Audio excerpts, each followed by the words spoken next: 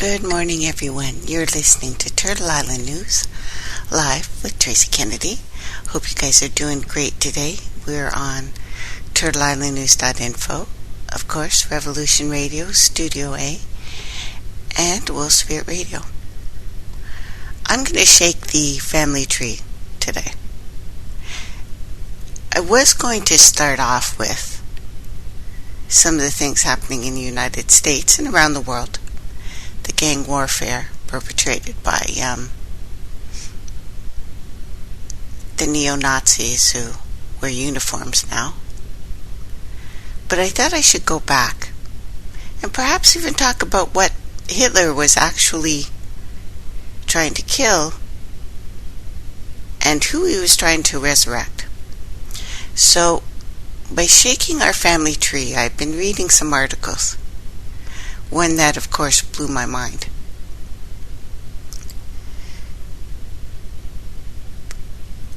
Our brothers and sisters of this planet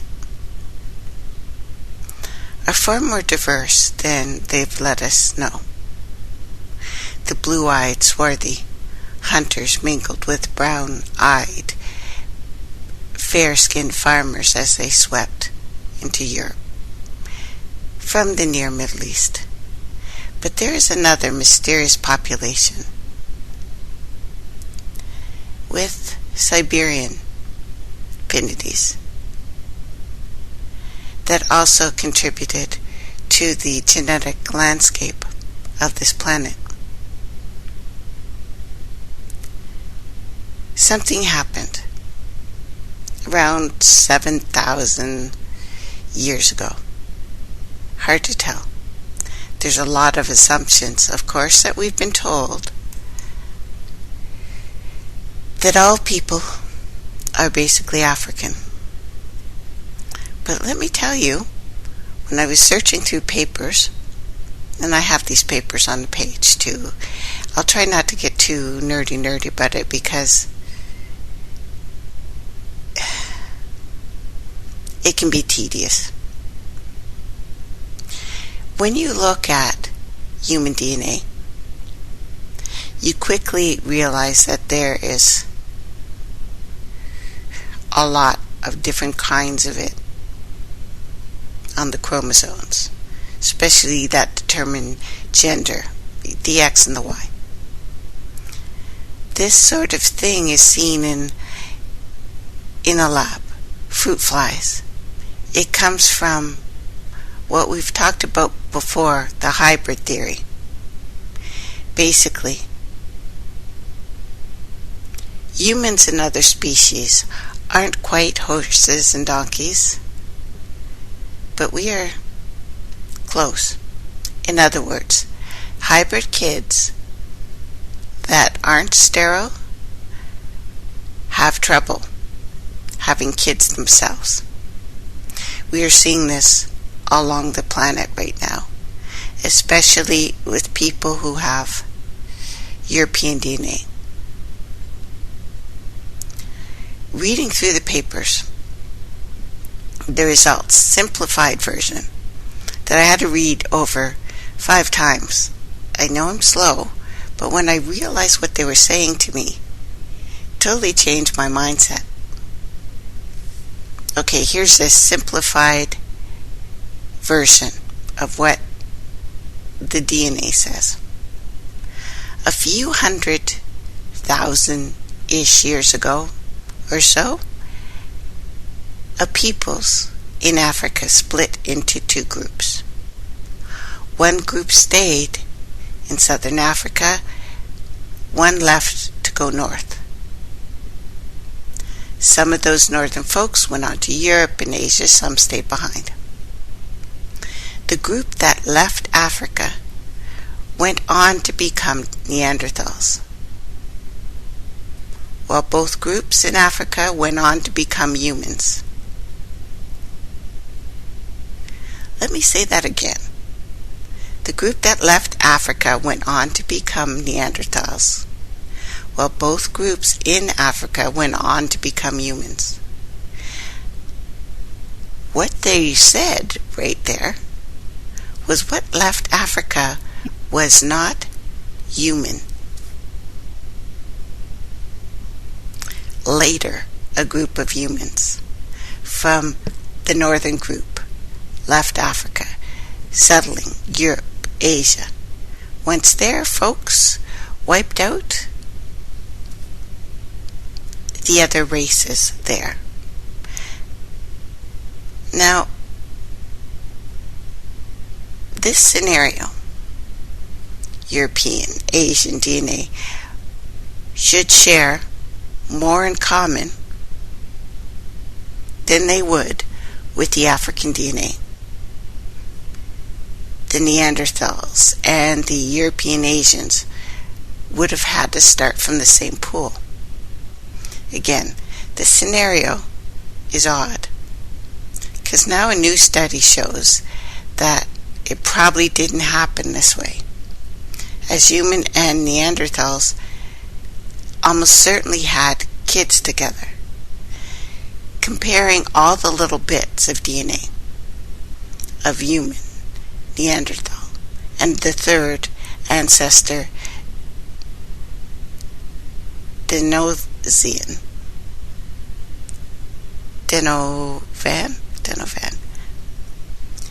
provides strong evidence that we are related but different. Related but different to the first thing that left there. Now, what I was told in school was that everyone left Africa, they went up north, skin went lighter because of lack of sun. It's not true. People in the high Arctic, all around this world, if they're not mixed, are dark-skinned. So it couldn't have been that.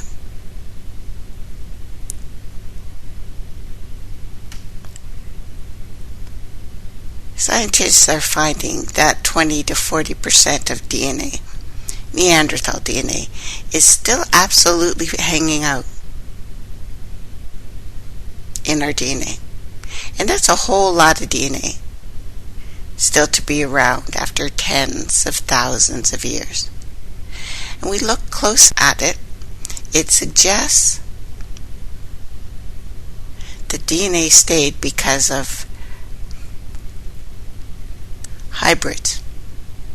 Also suggests the hybrids had trouble having kids. I don't know if the beer was really good or what. At what point you look over the campfire and think, hey, hairy thing, come on over.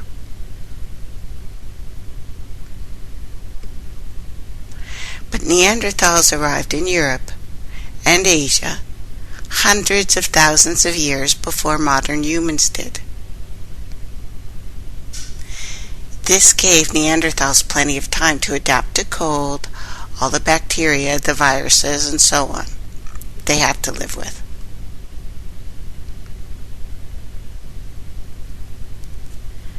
There are things that they've put into our DNA because of this. Because when you look at Neanderthal DNA that has survived, you see a whole lot of immunity genes. Same is true for the other ancestors, the Denisovans. Strongly suggests that interbreeding gave hybrids immune genes that they needed to survive in this environment. You also see genes that have to do with hair and skin. One idea is that some modern humans still have all of these because they help deal with the cold of the northern parts of Asia and Europe. It's suggested as well that it helps deal with ultraviolet light, that this causes a lighter skin because lighter skin is needed to get the vitamin D up north. That's not true. They're talking about fat metabolism specifically. But we've gone over work on genetic hybrids. And when you look Neanderthal DNA and human DNA, you quickly realize that it's doing something else. And all of the stories I've told you, and we've all told you, that we are kin, all of us. We are. But there is absolutely something that is not kin. And specifically, it's pretty deep in Europe. Now, why do Native Americans have this DNA of other people? This isn't about a chimpanzee mixture either.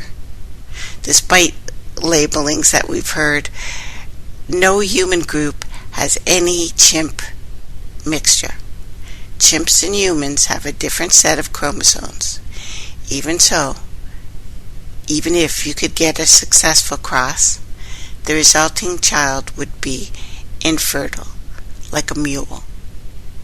I assume, point of the chimp node that they keep telling us about, is to represent that neither Neanderthal nor the Denisovan mixture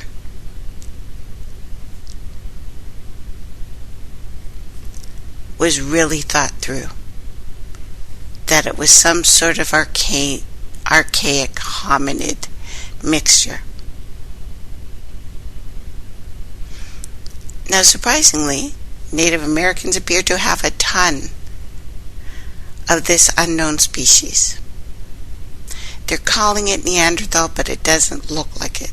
And a ton, like, relatively speaking. And as much as I hate to say this, I still consider this highly likely. Because there's a ton of stuff that we don't know about the Americans, like how and when and why, and when we split off. We know there was once one island. They tell us when this island was in existence, there were no people. This island split. Part of it became Australia and Antarctica, which were combined. Australia split, went north, it's still moving north. Antarctica went south, got frigid, froze everything. Even trees, solid, so it moved pretty fast. They give us this survival at the fringes theory. A lot of people look at this kind of data and say Neanderthals are from Europe, they're not from America, and what left Africa to become Neanderthals? It's not enough for me. It's not a big issue, though. Natives are descended from people who were ancient there. We know from the stories that I told you earlier this year that they found some of the bodies of the ancient beings that were here first, that the Inuit in stories said they didn't want anything to do with us. They hid from us. Well, they found them. We know this is true. So I'm trying to do my concentration on the edge. It's saying that when one population is displaced by another population, you end up on the fringe of the original population's trait. Sometimes this fringe results in isolated groups, invading population, surrounds, cuts off any remnant population from a former range.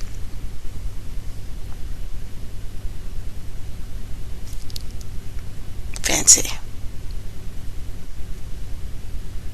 But it goes to the red hair and the sea peoples. This story, this mixture that is so odd because they lie, first of all.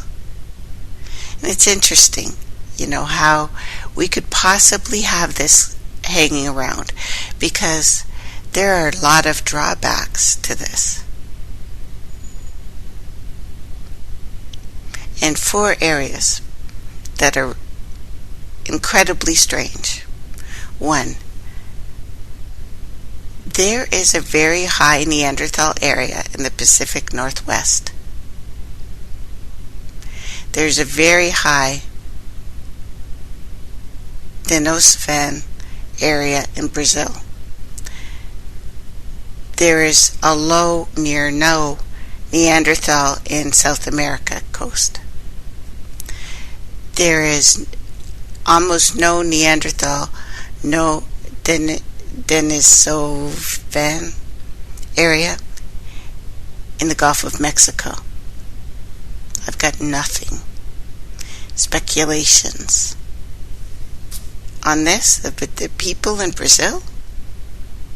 A couple of papers in Science and Nature recently proposed Malaysian-related people somehow made it to the rainforest long ago after other Indians got to the area. It suggests these Malaysian people with their high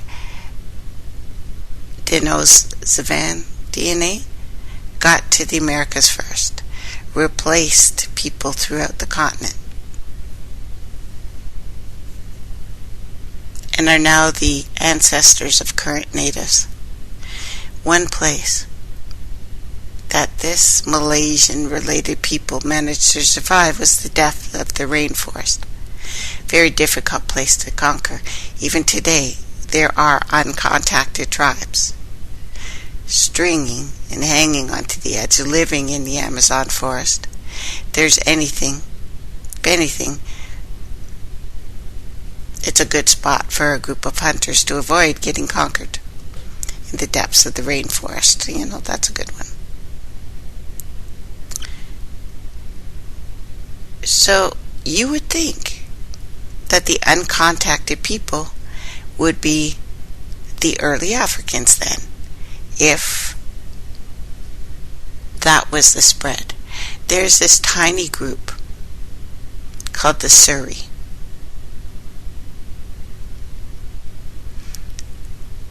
They speak a language that is different than anyone on earth. A language that is unrelated to any other language, like the Basque, who we will go into today, because both of them they're from Sonora, Mexico. Both of these two people have a language, again, not related to any other language on earth, not culturally connected to any of the neighbors, and they've also held out significantly against assimilation. In other words, they are a completely isolated population. How does this happen? We've talked about the DNA and we've talked about the blood types, and I've had to look at it again with the newest information.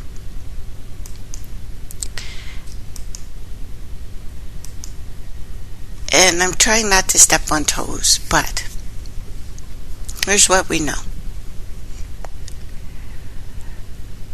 When something new happens because of mutation, if that is not favorable, it gets killed. The mother won't have it, basically.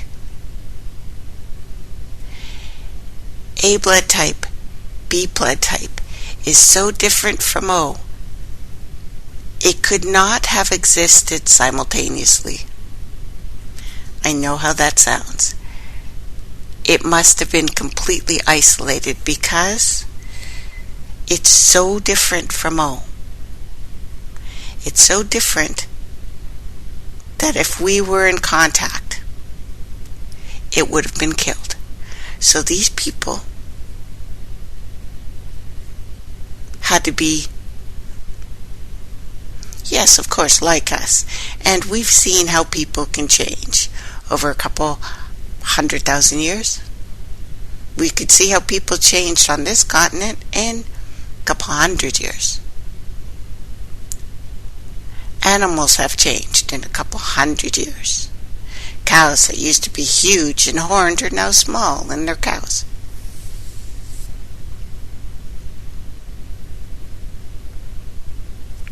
So some 6% of Europeans are descended from the continent's first founders, who entered Europe from the near Middle East around 45,000 years ago.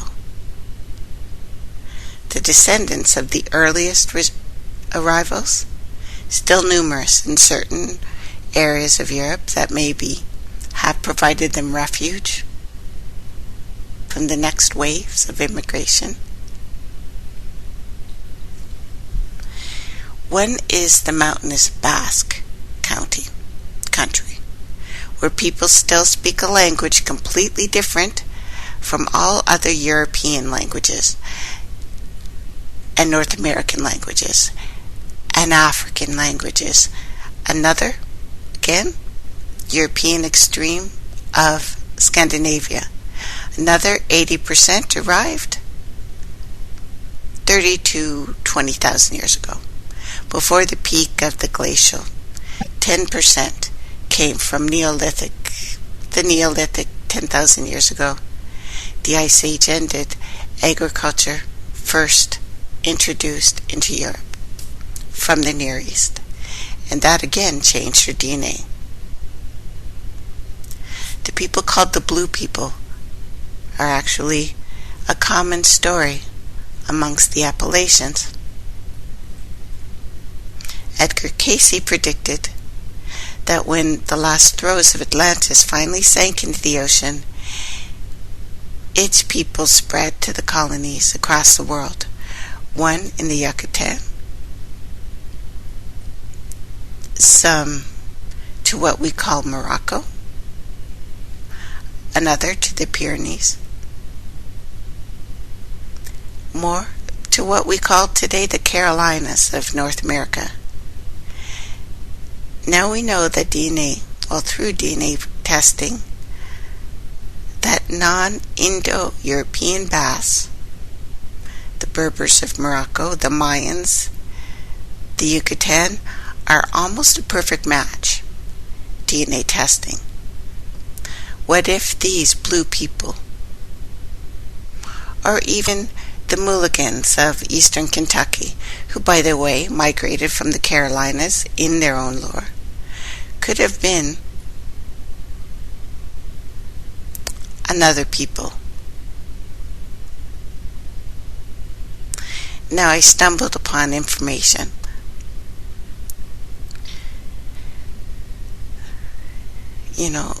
that there are 4 species of humans. And last night, before I changed my mind about what I was going to talk about today, the voices talked to me. Yes, it was the voices. So if the voices call and have a message for me, please leave a message. We're talking about the progeny of rebellion here. We're talking about Nephilim and Rephaim here. When man began to increase in number on the earth, the daughters were born to them. The sons of God saw the daughters of men who were beautiful. Who are the daughters of men? There's a document called Project Aquarius that deals with histories of aliens and interactions with Homo species and the unknown H, that apparently these Basque people and our brothers and sisters in Europe have. Everyone has it. That is not pure 100% African. But the Basque people of these mountains between Spain and France are different. genetically different than all other humans on this planet. As far as I can tell, even from the scientific community, they are an anomaly, like the Siri. Traditions say, even in their stories, that they are from alien cultures, that war supposedly broke out between them and other civilizations. Atomic war. Now, descendants of them, the Thule caste, which is why I say this has to do with, Hitler. That these Thules emigrated to different areas of the planet, colonized, drove memory chromosomes inherited by perhaps their space-traveling ancestors. These starseed people, mostly Celtic origin, of course, Irish, English, Norsemen, Icelanders, Bretons, not Britons, the Basques, the Spaniards, the Portuguese, which strangely enough make the largest percentage of Rh negative blood types.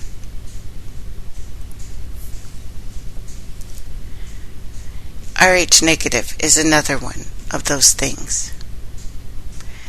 It has to represent an isolated group, because, okay, for instance, myself, Rh negative, O negative specifically, giving birth to a child, you build up antibodies that usually either kills you or the child. It's why it's so hard for us to have boys. Yeah, I'm saying I'm a hybrid. I know how weird that sounds. But in all other ways, in all other species on this planet, they don't have to fight this. This is a hybrid thing. You know, my son and I are both fine. He was born early. I did have a hard time giving birth to him. I did get very sick. I didn't take the drugs that they can give you for this. But when we look at who is Basque, like Ignatius,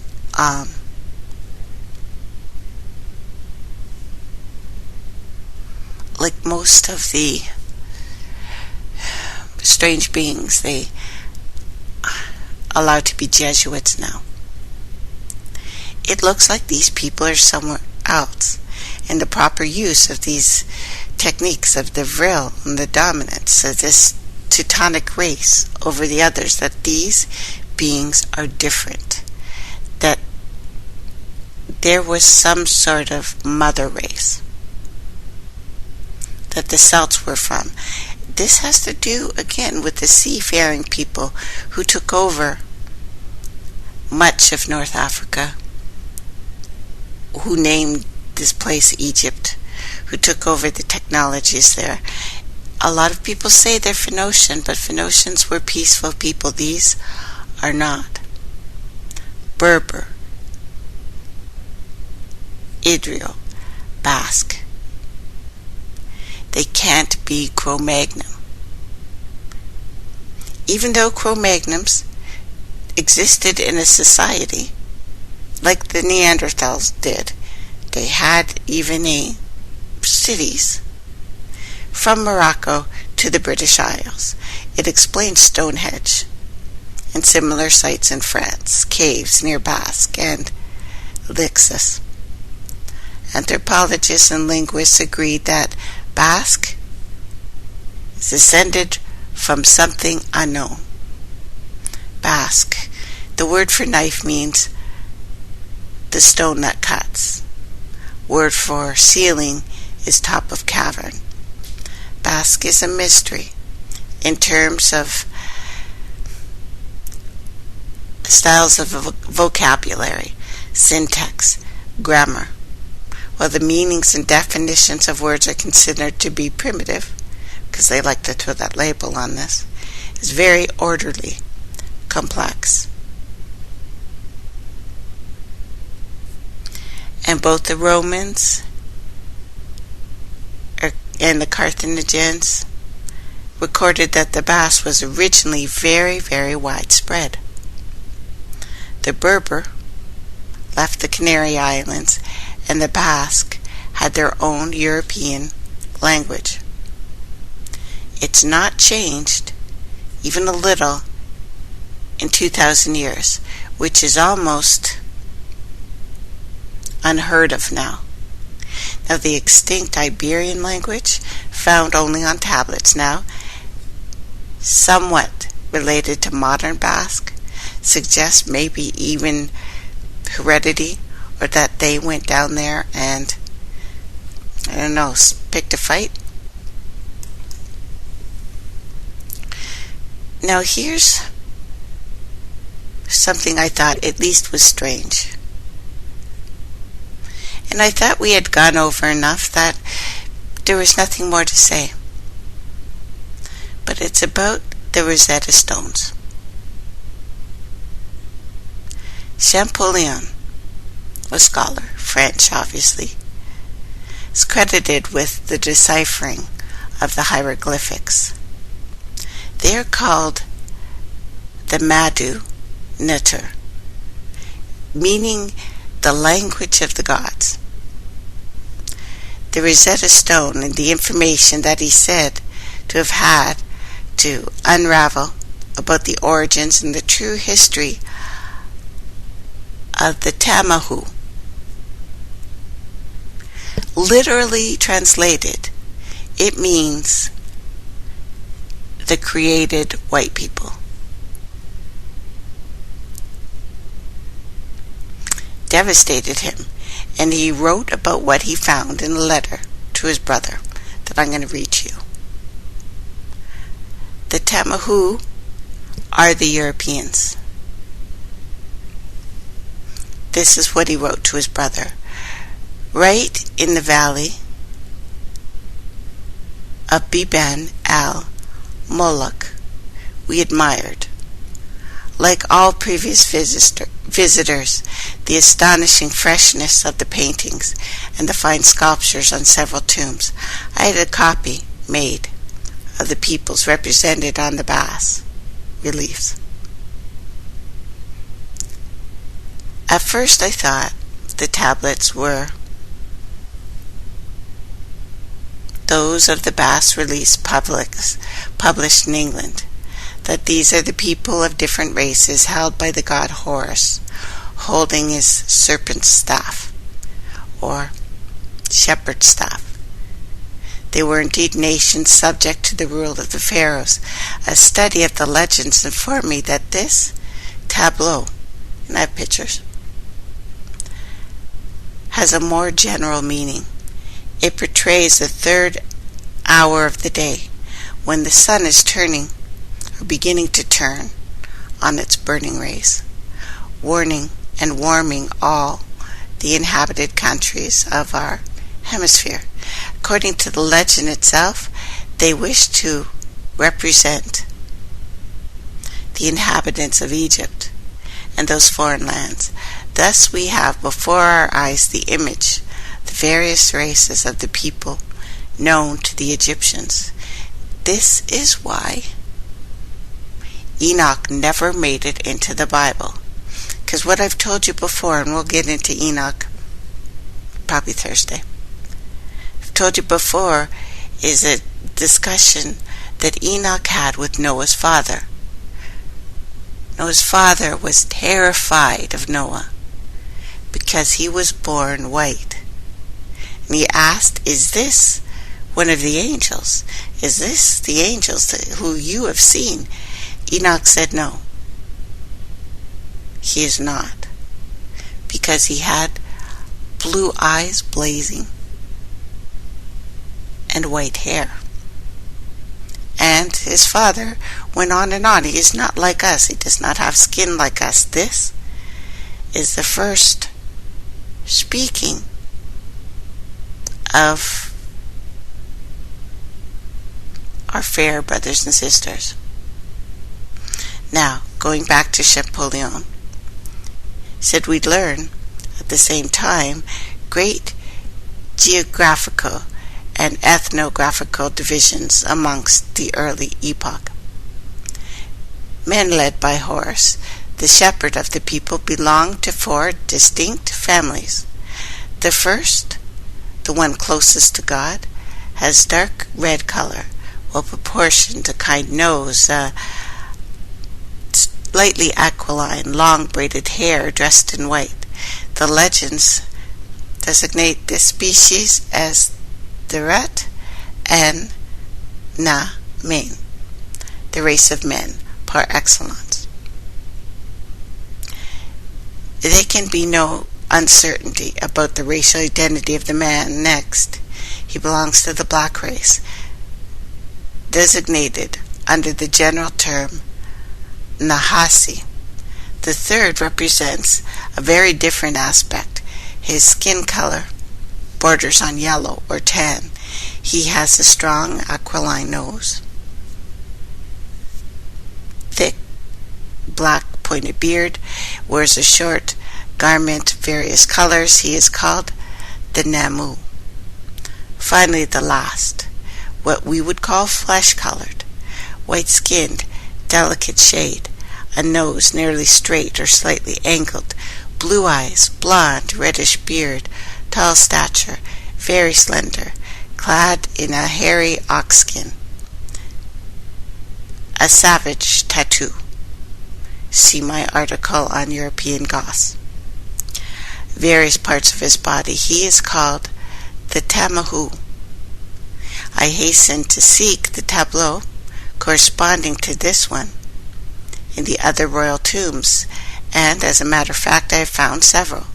The variations I've observed fully convinced me that they had tried to represent the inhabitants of the 4 corners of the earth, according to the Egyptian system, namely the inhabitants of Egypt, which by itself formed one part of the earth, the inhabitants of Africa proper, the blacks, the Asians, and finally, and I am ashamed to say so, since our race is the last and most savage in this series, Europeans, who in remote epochs frankly did not cut to find a figure in the world. In this category we must include all blondes, white-skinned people, living not only in Europe, but Asia as well as their starting point. This matter of viewing the tableau is all the more accurate because on other tubes the exact same genetic names appear, always in the same order. We find there Egyptians and Africans are represented in the same way, which could not be otherwise. But the Namou, the Asians, and the Tamahou, Europeans, present a significant and curious variation. Instead of Arab or Jew, dressed simple, represented on the tomb, the Asians represented on other tombs, those of Ramses II, are 3 individuals, tanned complexion, aquiline nose, black eyes, thick beard clad in similar splendor. In one, there are apparently Assyrians, their costume, down to the smallest detail, identical to the personages on Assyrian cylinders. In another, the Mendes, we've talked about them, or earlier inhabitants of some part of Persia. Their dress resemble feature for feature those found on monuments called Persepolian. Thus Asia was represented indiscriminately by any one peoples who inhabited it. The same is true of our good ancestors, the Tamahou. Their attire is sometimes different. Their heads are more or less hairy, adorned with various ornaments. Their savage dress varies somewhat in form. Their white complexion, their eyes, their beards all preserve a nature of a race, apart, different. I had this ethnographic series copied, colored. I certainly did not expect, on arriving at Biban al-Malak, to find structures that serve as vinaigrettes for history of earlier peoples, certainly of primitive Europeans. If ever one has the courage to attempt it, nevertheless, it is something flattering and consoling in seeing them, since they make us appreciate the progress that we have made so far. Now, the Rosetta Stone and the Tamahou. The Rosetta Stone and the four races of mankind. The Medu Nadir. All Kemetan writings. It means words of the gods, or the word of the god. There are many who say that the priests of ancient Kemet told Plato the rules, that the ruins of Atlantis lay beneath the temples and the ruins of Cairo, and that a new age and massive flooding had prompted the building of a new city. Information the secret societies hold, still to this day. The Europeans, Phoenicians, Scythians, Hyksos, Memnoks,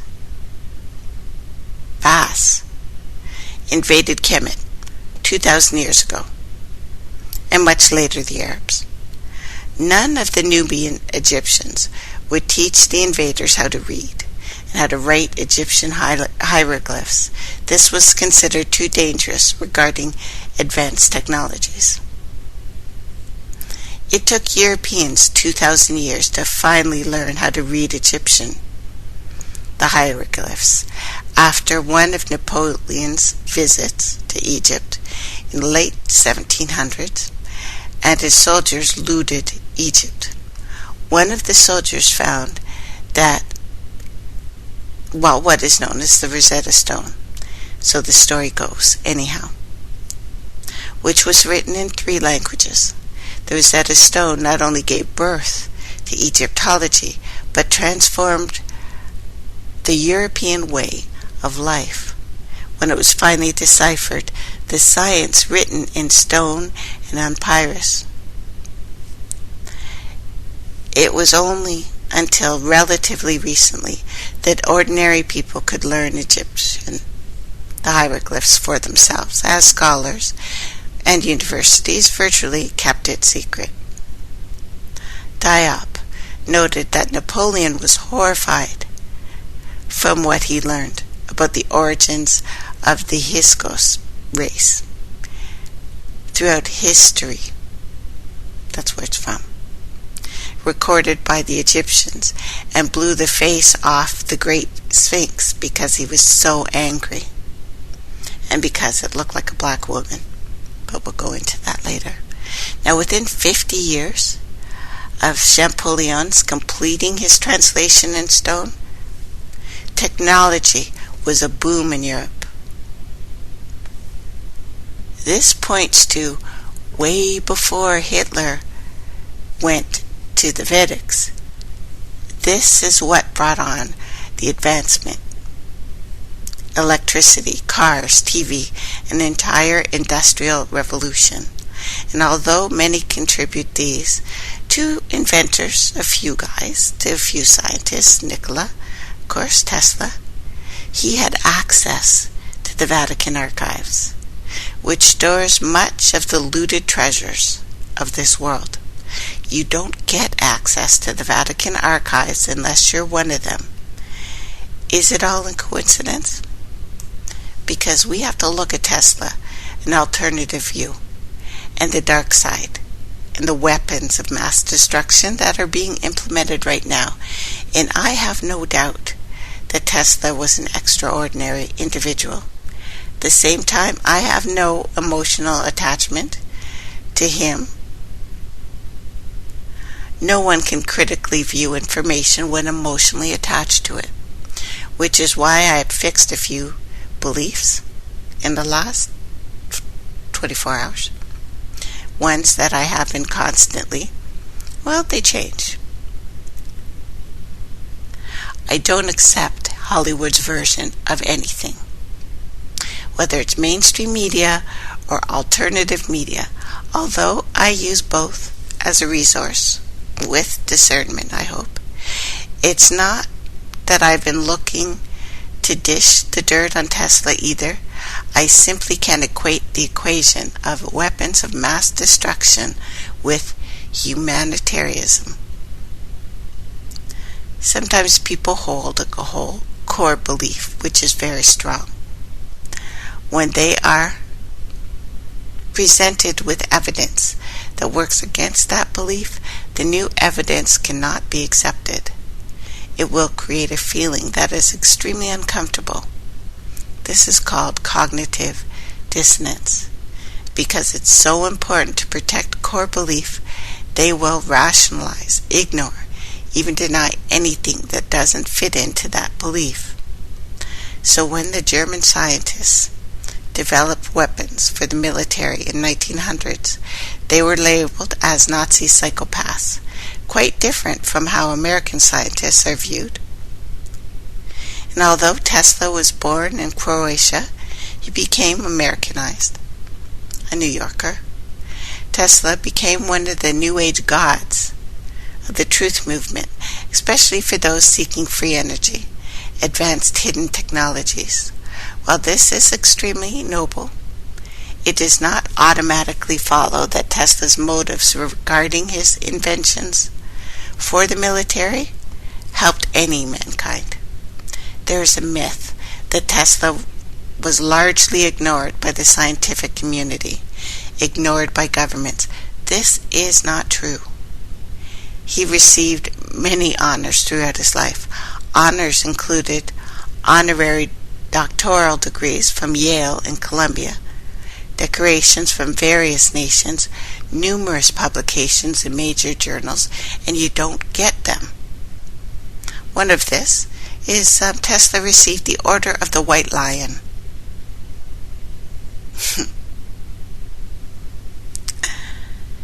This was Czechoslovakian government at the time.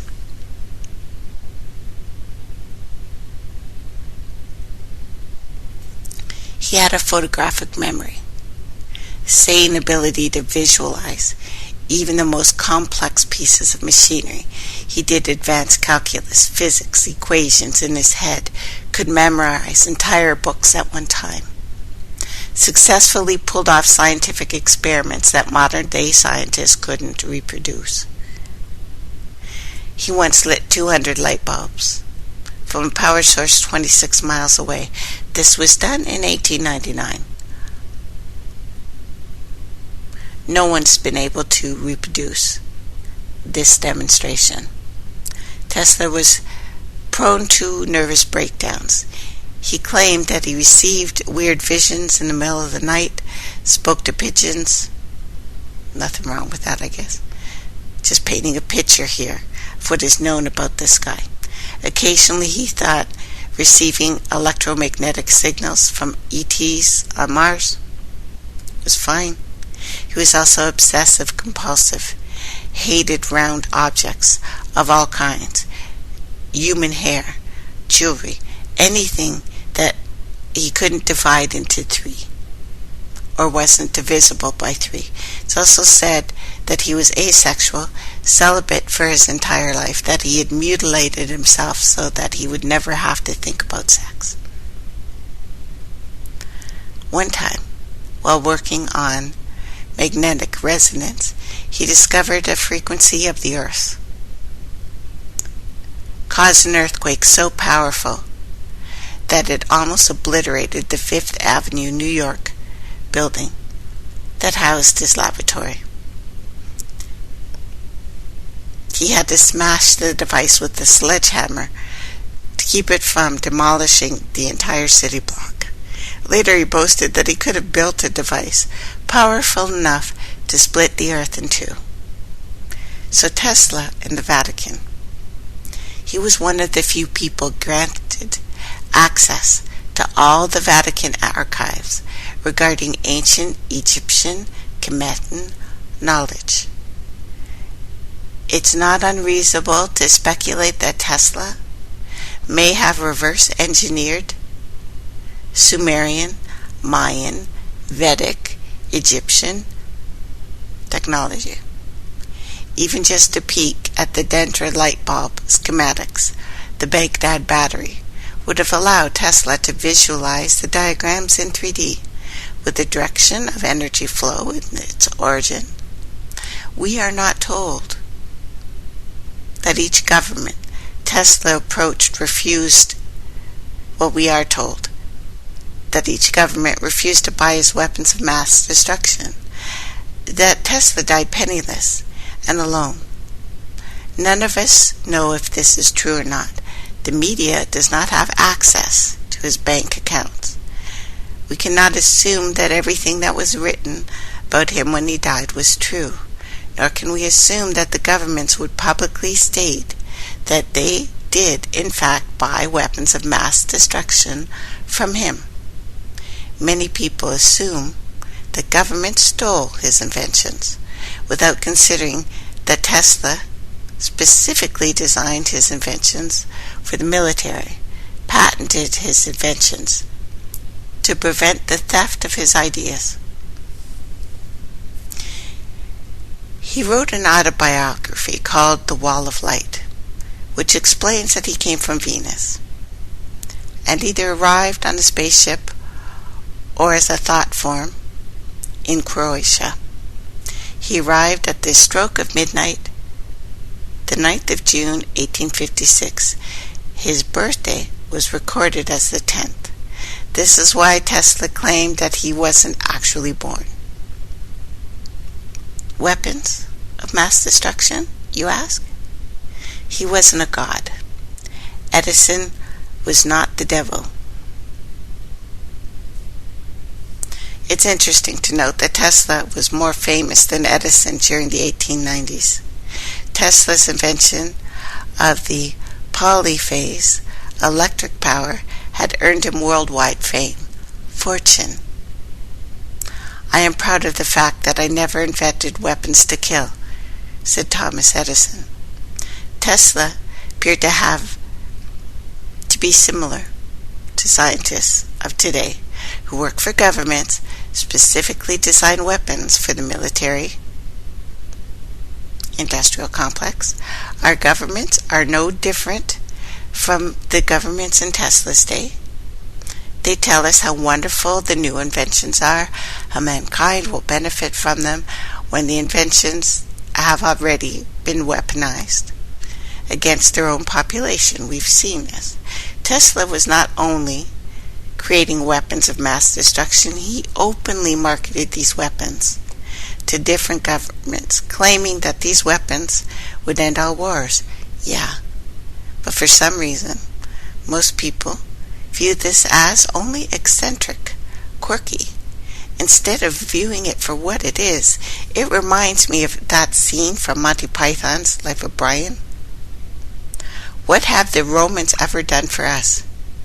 And yes, the list was long, but the price was too high and not worth the suffering under Roman rule. Take a little break. Welcome back, everyone. You're listening to Turtle Island News live with Tracey Kennedy. Sorry about that. I had to get my coffee. You know, if coffee goes, I riot. That's it. So, the ashes. The story of the ashes is in just about every culture on this planet. Warriors, usually dog warriors, and we have that name all over the world. You know, it makes me wonder when we're talking about the creation of white people. We're saying that alien, something made you, something different. Of course, you got our DNA, we're family now, or whatever, but the stories that are all over the world, that kind of knocked me over when I read this. I didn't know about this, what the Rosetta Stone said. I didn't. And looking at Enoch, this is why I introduced you to Enoch, but didn't go into it. Because after some days, my son, Methuselah, took a wife for his son, Lamech. She became pregnant by him, bore him a son, and his body was white as snow, red as a rose, his hair as white as wool, and his demdema, so he had long curly hair, beautiful. And as for his eyes, when they opened them, the house glowed like the sun. His father, Lamech, was afraid of this boy, fled, went to Methuselah, his father, and said to him, I have begotten a strange son. He is not like an ordinary being. He looks, perhaps, like the children of angels. His form is different. He is not like us, not I, not his mother. He is not like, it does not seem to me that he could be of me. These words are the opening lines to what must be the most astonishing yet chilling fragments of religious text ever written. These are assertions of the antediluvian patriarch Enoch, as he describes the sheer distress and horror that accompanied the birth of a son to his grandson Lamech. This passage is taken from the Book of Noah, an ancient script of Hebrew origin. And you know that was not going to make it into the Bible. It was a predicament. Now Lamech had recently taken the hand of a woman who had given birth to a child who bears no resemblance whatsoever to any being on earth. He was unlike other human beings. His skin was white and ruddy. His hair was white. His eyes mysterious. He looked different than anything they had ever seen. Now, this is still some very long-lived people.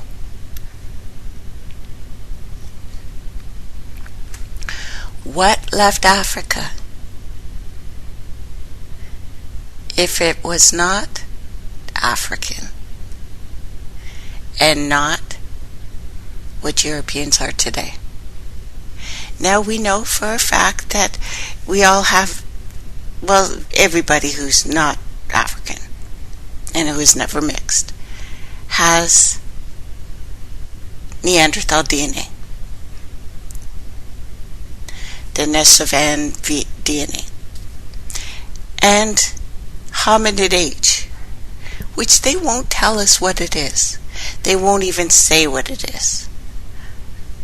What is this? They hide from us.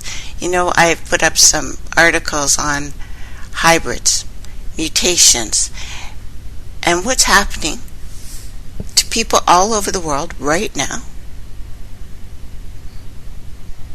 that are fair-skinned. Birth rates have gone down dramatically, while birth rates of all other peoples on this planet are going up. Do you remember that little piece, that little article of a child that's born with 3 parents? And one of the stories that I read to you today talks about the people of Europe having 3 different species. 3. What misses DNA patches, for lack of a better term? I have the term somewhere, but I don't feel like going through it. Doesn't matter. Something is missing. Something is missing whenever hybrids mate, especially when they mate over and over again. They lose something. Eventually they become sterile, even if they've reached the point where they can have children.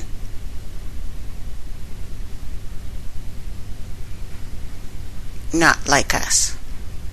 It's a strange subject for a religious scribe to invent without good reason, would you think? It can be for a moment. We just accept this account as an actual history of mankind that implies the strange appearance of a new being.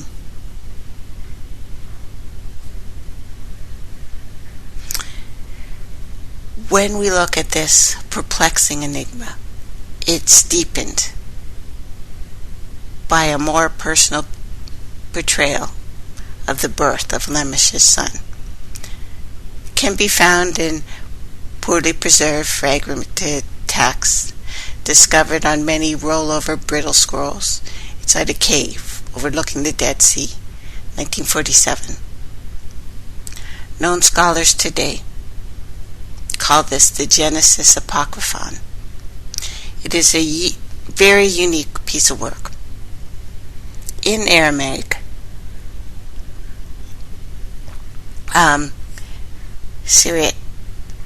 Syriatic kind of language adopted by the Hebrew scribes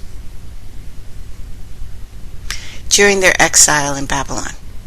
So this was around 6th century, way after. But the Book of Enoch and the Dead Sea Scroll in question would have originally contained an alternative, fuller version of the events featured in the Book of Genesis. However, it was so badly damaged, allegedly, when found, that only the birth of Lemish's son, an account of Noah's Ark, the biblical flood amongst wanderings of the patriarch Abraham, had been preserved. The fragmentary text was translated 54, published under the title A Genesis Apocryphon 2 years later. But with regards to the strange birth, it differs from the version given in the Book of Enoch, that the narrator has altered from the patriarch Enoch to Lemech himself. It is he who recalls the scene in his own words. The narrative begins just after the strange birth. He starts voicing his suspicions, his concern.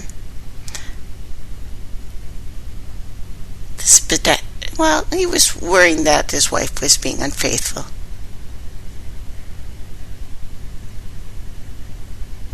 And he calls about this conception being of the Watchers, or the Nephilim.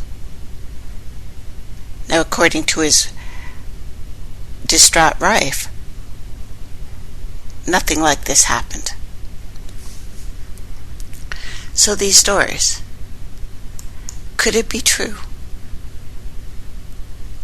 You know, all the people who have been arguing with me, and I've been looking around at pictures of these tall, very large, some of them, white bearded men.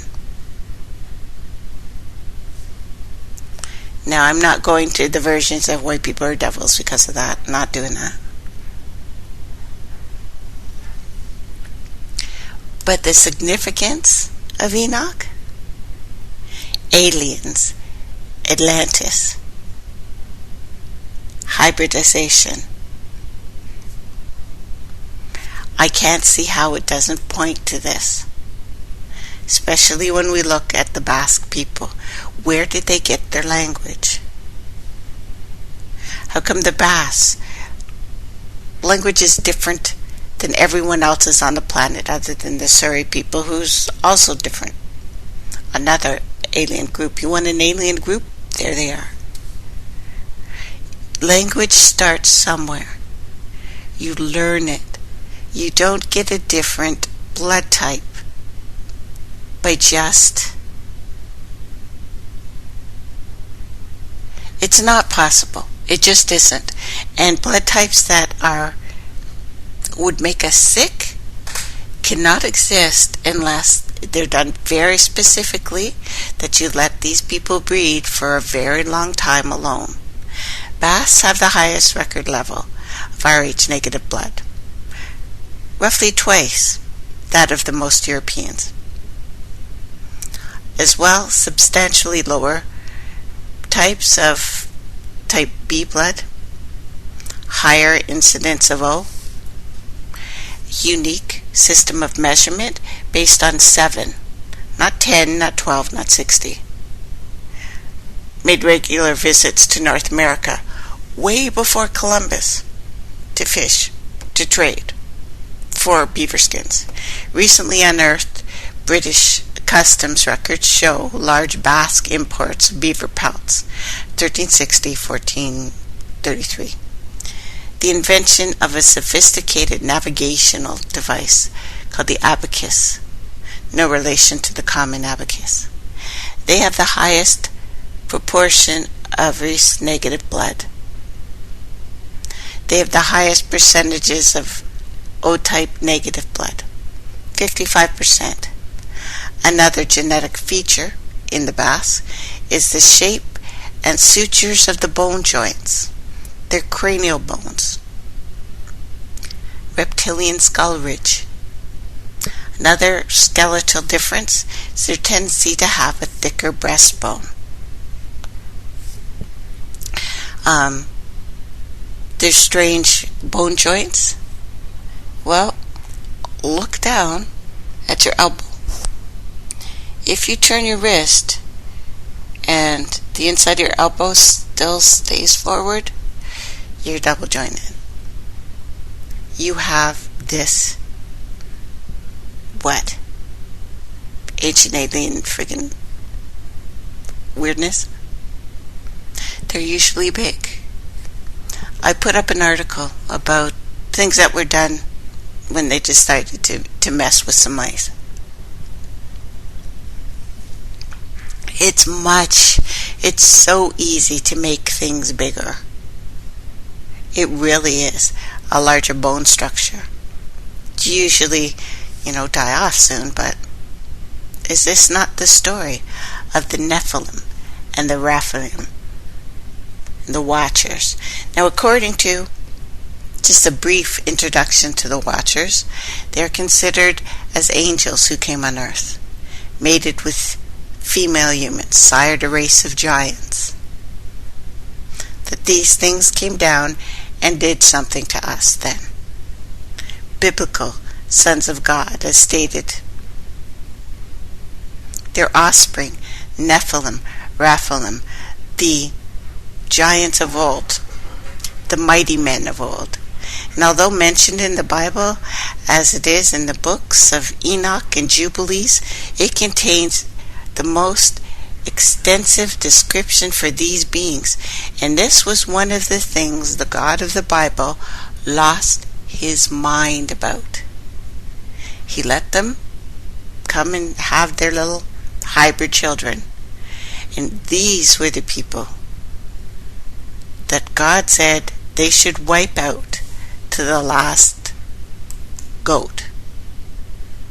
This is the valley of the Raphaim, the Enoch Raphaim, the Gilgal Raphaim.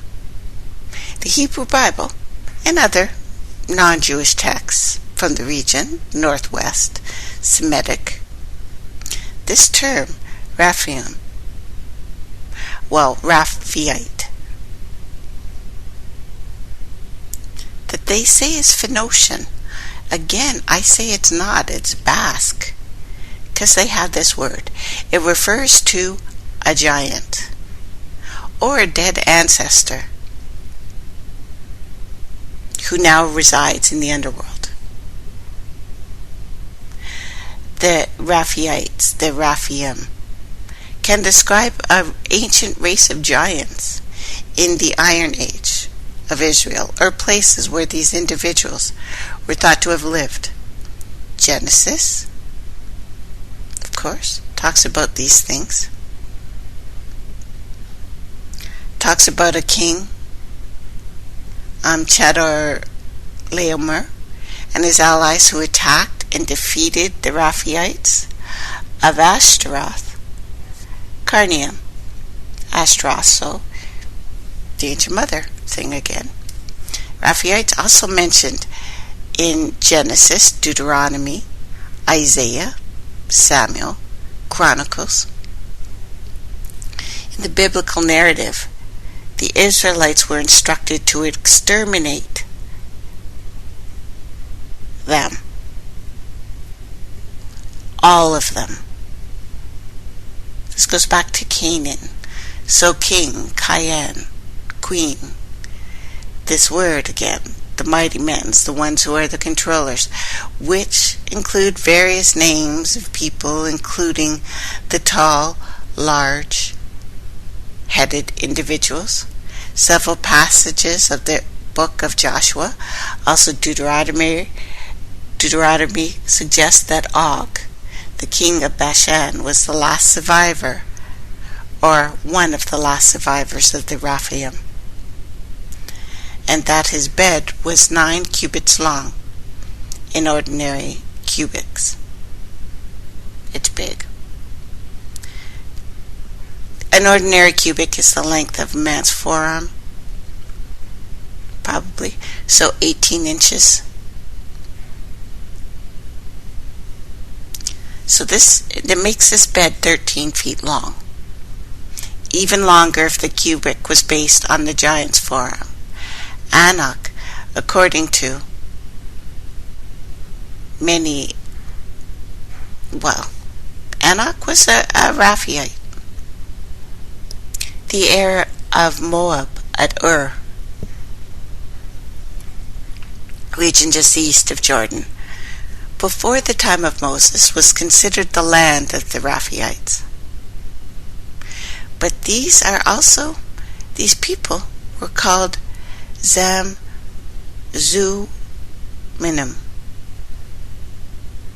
Means those, translate to buzzers, or people whose speech sounds like buzzing, to rumble, to thunder, to murmur, and they were from the north, always in the stories, wearing helmets that we are told are Viking helmets, except surprisingly they have not been found with any horned helmets.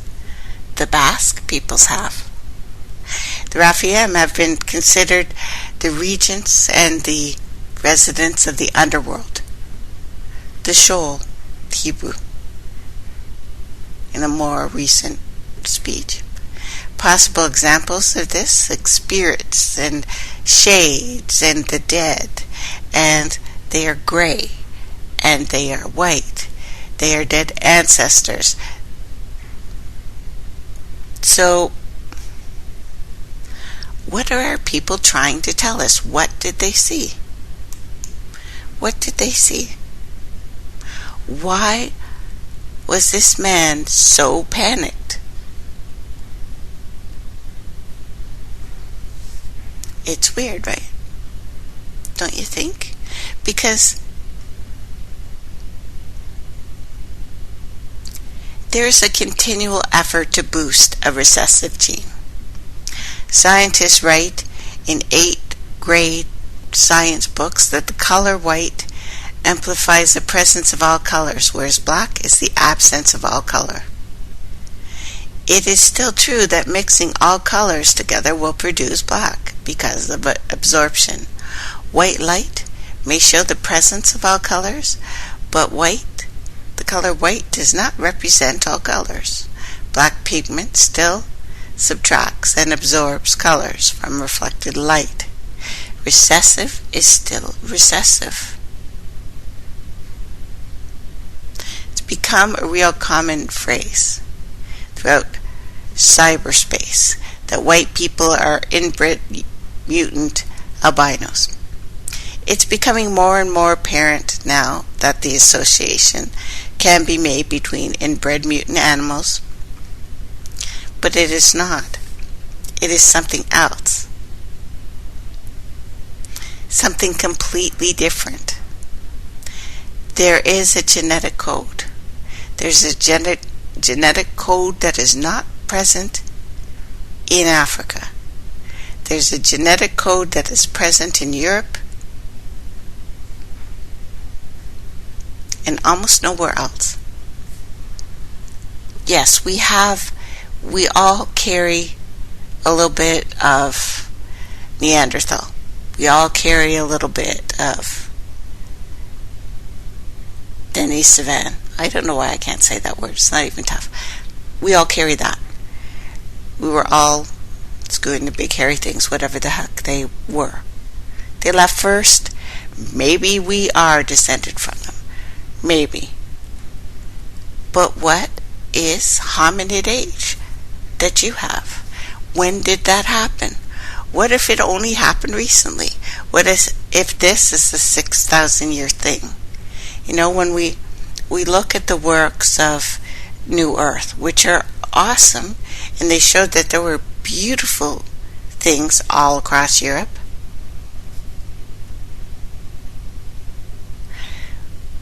But there are some illnesses that each of us don't have. There is some strength that each of us don't have. People with more European DNA can take a lot different drugs than us. They have a different immune system than most of the people on the earth. You know, all you have to see is wherever they went, they brought diseases. It's not because they wanted to, it's because your immunity is different.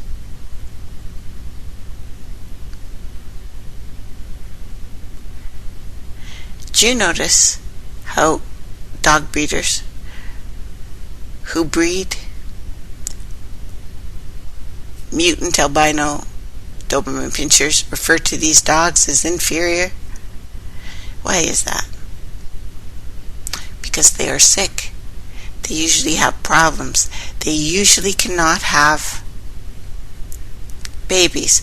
They also have health problems, behavioral issues, commonly have skin and eye problems.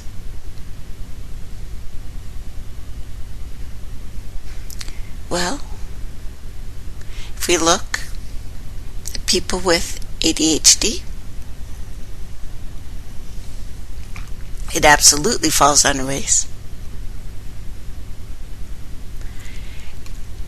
And I'm not comparing guys to dogs. I'm just saying this is at least another Anu reference. Why did the Chinese have a festival where they kill dogs? Is it nothing? I think there's a hidden significance here. I really do.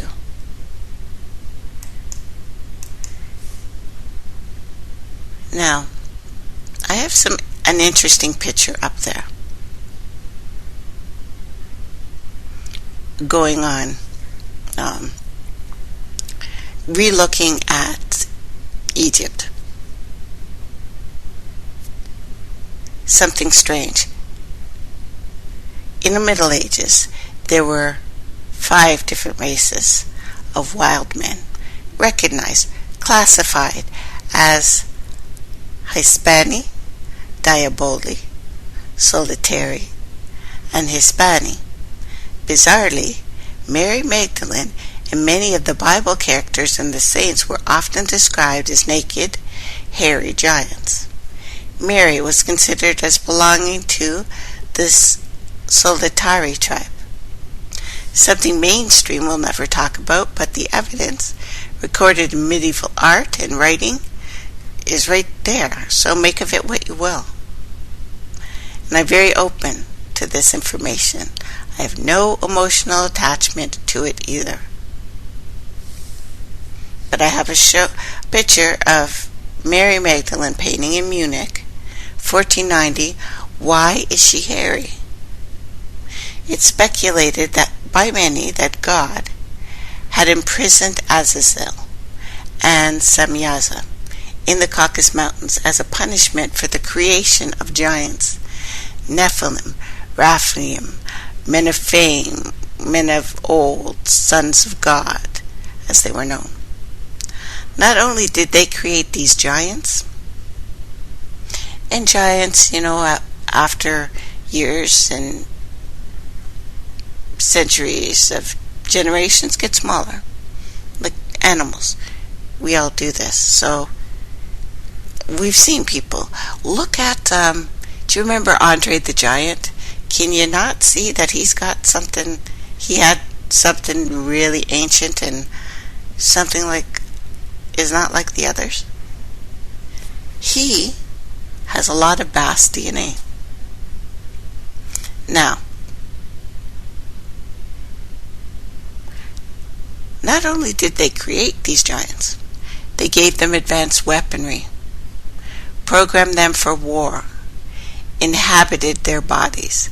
The Greeks told the same story of Zeus, who imprisoned Prometheus in the Caucasus Mountains for creating a Frankenstein hybrid. It's interesting to note, too, that the prologue of Mary Shelley's book, Frankenstein, she describes her book as modern Prometheus.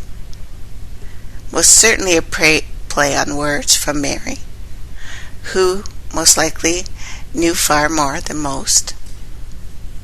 Now, ancient Egyptians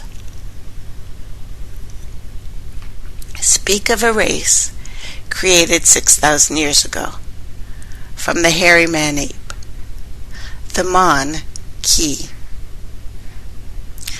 This creation is said to have wreaked havoc amongst Homo sapiens, so the Egyptians rounded them up, imprisoned them in the Caucasus Mountains, which they called Europa. Euro after their queen, rope meaning roped off, imprisoned, contained. The story relates that the Egyptian Tutmosis, was sent to the Caucasus Mountains to civilize them, giving them language, writing, knowledge. They migrated south and conquered all the first peoples of Europe, eventually the rest of the world. It's interesting to note that the Russians do have ancient texts regarding an exodus, similar to that of the Bible. If you think this sounds crazy, then you should look at the links that I have regarding Europeans in the Middle Ages who recognized both giants and hairy ape men, yetis. There's something interesting that I came across. A drawing from the Grotto de Marche shows various facial changes that took place amongst the Proto-Europeans who remained trapped in the caves until after 1200 BC. Evolution, according to some, applied to the creation of white people only. This explained the fact that they were made to grow big and strong and tall. Historical feature even reported that 40% of ancient Romans' population had tails. Keep in mind, that means it is a mixed race civilization. And I don't mean white and black. I mean fair-skinned and something else. The 13th tribe, then. In Egyptian mythology, it was Yakub, the priest scientist, who is said to have created the 13th tribe. An experiment which lasted for 6,000 years. After having havoc, this Hyksos tribe were banished again to the Caucasus Mountains, where they lived in caves and reverted back to an earlier nature and behavior. After 2,000 years, the Egyptian Moses went to the mountains, civilized the giants, teaching them how to cook and build and write. Moses gave to them the laws from their creator, Yakub, the 10 Commandments, sorcery, black magic, and how to divide and conquer nations. But geez, sorry now. Curiously, they were told after 4,000 years they would be destroyed. In this context, it is very likely that Bronze Age events may have facilitated a southward diffusion of population, carrying northern and central European biological elements, and may have contributed to some degree to the mix between the North and the Central Europeans and the Anatolians, on a larger scale between the northeastern Mediterraneans and Anatolians, even if we do not know the populations involved here. Historical archaeological data suggest, for instance, the 2nd millennium BC, Minoan and later Mycenaean occupation of Anatolian coast, the arrival of Anatolia in the early 1st millennium BC, of the Phrygians coming from Thrace. Again, I'm still thinking we have the Basque. Can't prove it. Still thinking. After the arrival of the settlers from Macedonia,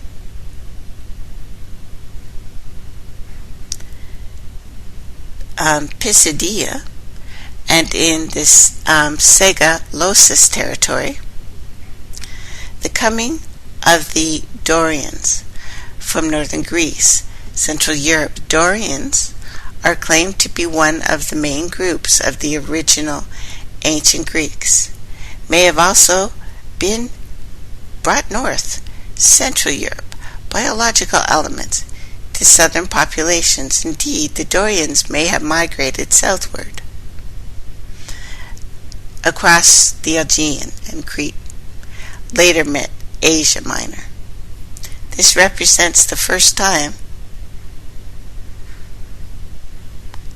of civilization for these people, that ancient Greeks had been a mixed race. Know that prejudice is new, because we have always had different shades. Always. Look at the pictures of the 4 people. And it was a result of the original black farming civilization, or whatever the heck was there. At least the descendants of ancient Egypt. That time. The coming of the first wave, perhaps speechless cavemen. And I am speechless, not to be funny, but because their first language was formed as nothing more than a dialect of the original Greek language. Hence, the statement that the difference between early Greek and later Greek were starkly negative. A crash of civilization. This civilization lasts less than 500 years. Unlike Kemet, unlike Nubia, Nubians have the exact same story of where the white people came from, created by a being. Now, eventually produced some sort of barbaric, so strongly emphasized teachings. Now, the origins of the giants of Germany. Gomer's descendants, the Gomerians. This is this Cimmerians too. Later came into conflict with the descendants of Magog. Later became Scythians. Scythians eventually drove the Cimmerians west to Central and Eastern Europe, where they became Germans. Some of the descendants of Gomer continue migrating westward, eventually populating all of Europe. Some of the descendants of Magog continued migrating westward, populating Central Asia, China, India, later migrating across the sea to conquer Australia, New Zealand. Both descendants of Gomer, so Gog, and Magog continued migrating westward and eastward, respectively, until they finally came up and met in the Americas. The Americans has regularly changed hands between Gog and Magog ever since. The evidence can be seen threefold. First, the accounts of the giants in all of the American native mythology, and see Lovelock Cave. Look for that, Lovelock Cave. Second, there is a sudden change in ancient European, Mayan, Sumerian spirituality, which sees a wholesale introduction of human sacrifice. The giants were said to regularly sacrifice to their gods. Thirdly, the sudden collapse of advanced ancient races. These are the people of Cain. They are carnivores. It's probably why the Chinese do that dog-eating festival and they don't even remember why. So, Indo-European descendants of Magog. The Indo-European descendants of Magog, well attested to in literature of the ancient Persians and Indians, as being tall, blonde, bloodthirsty conquerors, known for their use of chariots in battle. Indian history, particularly rife with genocidal inventions by these blonde giants. Ancient Persians also record the great height of these people, with their incredible skill in battle, as well as a high degree of sophistication in their weapons, in their armor. These Aryan descendants of Magog invaded through the Asia, set themselves up as a ruling class over the first peoples there, the aboriginal populations, whom they considered inferior. These giants were eventually assimilated into native populations. Proof exists today by their presence, influence in Asia, by the occasional really friggin' tall guy, by the occasional appearance of blonde hair, blue, green eyes, Caucasian features amongst native peoples of Asia. It happens. The southern Simians, the Gomerian, Saki, who settled in Asia Minor on the southern shores of the Black Sea, said it was said to be slightly more civilized barbarian, which was the name the Romans gave them, delivered ruling dynasties over the peoples they had conquered. However, the diversive term Saki,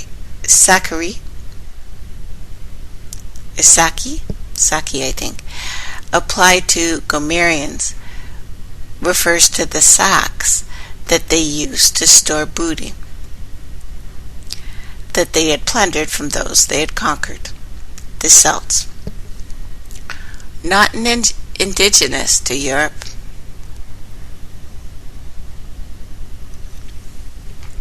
Amorite dynasty of Babylon was likely Sumerian, starts with a C-I. Sumerian. Yes, Sumerian. I can't see another way to pronounce that. As southern Sumerians also controlled extensive areas of the Near East, including Persia, northern Iraq, Arabian Peninsula, and Canaan. The Babylonian and Amorite rulers were known for having Caucasian, even Celtic characteristics, Celts being the later descendants of the Cimmerians. They were described as being very tall, having blonde hair, wearing gold necklaces or toques, riding chariots. Highly probable that that at least the ruling class of the Amorites were Sumerian in ancestry. Phoenicians, sea peoples, the shepherds, the Canaanites, the Cyclides, again the Baths, often known as the Titan Teutons. Now under under the 800 Moorish occupation of Spain and southern Europe, was the second time that the humans civilized mankind. Hue means colored. So the various shades of brown. After the second wave, the Tamahou came out of the caves and were pushed back westward by the Huns, who ruled as far west as France until their leader died, and went nuts and destroyed the Western Roman Empire without putting one up in its place. This is the reason why Europe went into the Dark Ages. These Black Moors brought the Europeans out of them, established what would later be known as classic European culture. Now, moving on, we have looked at these pictures of people all over the world, and the earliest ones are brown people everywhere. And it looks like suddenly something changed.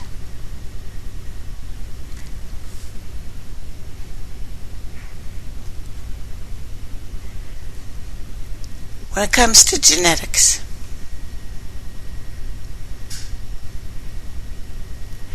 cannot be albino. There's something different in your DNA. There's something similar that we all have, but there's something completely different. And why do they call it hominid H? Why are there H's all over the world? Why won't they tell us what is the big deal? Seriously.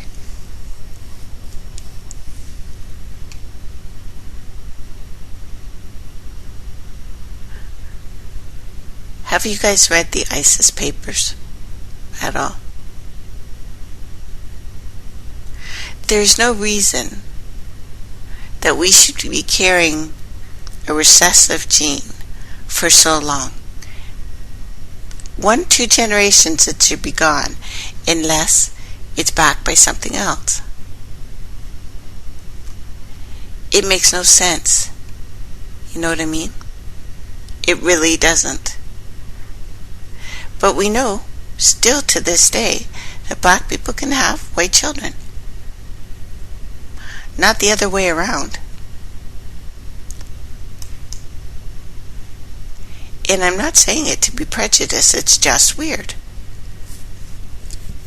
Because Europeans have apparently lived for thousands of years maintaining a similar lifestyle. And very new inventions, living in villages, farmland, using a horse and cart. Rosetta Stone was found 1799. During the 1800s, the word scientist is used for the first time. During the 1800s, the following inventions were introduced to the 19th century, giving birth to industrial revolution. Steel, petroleum products, machinery, internal combustion engines, motor vehicles, sewing machines, telephone, typewriter, light bulbs, steam locomotives, electricity, fiber optics, the crane, steam-powered submarine, incandescent light lamp, standard universe time, contact lenses, brown paper bags, dishwasher, pneumatic tire, a machine gun, thermos flask, and X-ray machines, weapons of mass destruction. A fuller list would take up an entire page. I have a picture of the Rosetta Stone on a pedestal. Abydos, one of the ancient cities of Upper Egypt, situated near the modern town of El Araba, El Madfuna, El Baliyah. Ancient Kemet, it was called Abduju, hill of the symbol of the rectory, which is a reference to the Requiem in which the sacred head of Osiris was preserved. The site is considered one of the most sacred, as it is a site of many magnificent temples where the early kings were entombed. Today, Abydos is noticed for the memorable tomb of Seti I. There have been systematic destruction and looting of all the ancient Kemet by every invader they could. Treasure hunters, explorers. None have done more damage than the Europeans and the Arabs, including the present government. The Arabs who invaded ancient Kemet 500 years ago despised the Egyptian gods' spirituality. They viewed all the images of gods as deeply offensive to Allah, had no interest in preservation, nor do they now, of its culture, and no issues in destroying and defacing ancient temples and frescoes, which continues under a joint team effort, of course, Western governments. See Zahi Hawass article on my site. This has been well documented. Researchers, Egyptologists. Look at what ISIS is doing. Now, the first racist manuscript was there, saying no Nubians allowed. In Kemet, of all places, 500 years ago. First racist piece of crap happened there. So we're talking about the takeover. People generally are ignorant about museum artifacts, have no idea that museums often display works of art that are fake, more often copies, whether it's a King Tut tour or new find. The artifacts are rarely the originals. The originals have been tampered with during what they offer as restoration before the public can view them. The problem is that when it comes to ancient Egypt and other artifacts from classical Hittite, they often end up looking nothing like the original. An article on how they restore and tamper with the artifacts can be found on my page too. But in the meantime, by the way, the Nefertiti bust, fake. So the truth has little impact on someone who loves the lie, cherishes and nurtures it. They simply go into cognitive dissonance mode, similar to when someone is given evidence, 9/11, inside job. They might assimilate the information, even find it agreeable, but as soon as someone searching for the truth, to begin with a clean slate regarding something previous, a belief system, is usually based on what other people created by a reality manufacturer and social engineering output agent, when the perspectives and not from the only source. You have to look.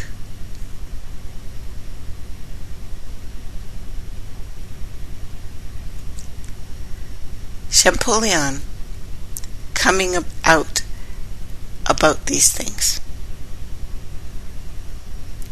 saying how important this was.